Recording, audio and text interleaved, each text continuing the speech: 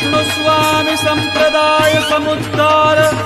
संवृत श्री पुरुषोत्तम वदनानलावतार सर्वाम्नाय संचार वैष्णवाम्नाय प्राचुर्य प्रकार श्री बिल्व बंगलाचार्य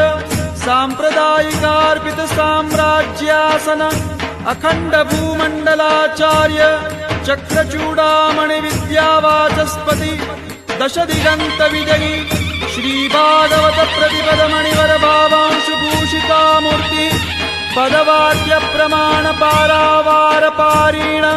भक्ति मार्गाब्ज मार्तंड षड्दर्शन व्याख्यान सिंहासनाधीश्वर श्रीराजाधिराज शुद्धाद्वैत पुष्टि मार्ग प्रवर्तक आचार्य वर्य जगद्गुरु श्रीमद्वल्लभा